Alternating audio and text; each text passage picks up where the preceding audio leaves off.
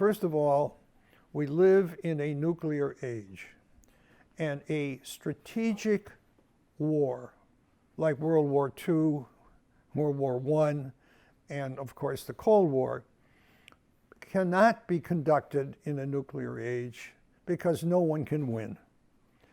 And no one can win because a full-scale nuclear attack will destroy everything, or effectively everything. Therefore, there will be wars, but these wars and conflicts, violent resolution of conflict, can and should be managed.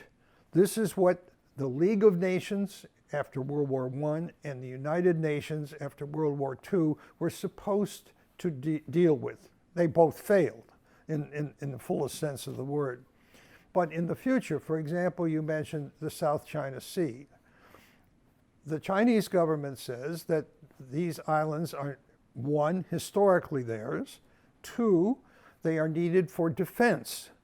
And then the United States, in response to this, even though the United States does not contest who owns those islands, once the military bases were created, and Beijing said this is for our defense and because of historical reasons, the United States then, of course, sent battleships, planes, by making the problem, in my opinion, worse. Now, how do you deal with that? This is a problem that can be negotiated multilaterally.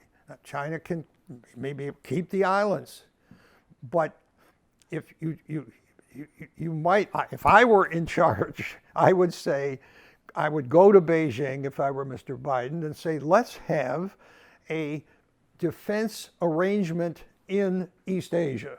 And we want to work with you and get your opinions and ask you to be one of the leaders. And we will be involved, and then the smaller nations that have these claims will be involved. A problem that can be solved by diplomacy and negotiation, because defense in the South China Sea is something that, other than Thai pirates and a few other things, is unlikely to involve a major strategic war. Thank you.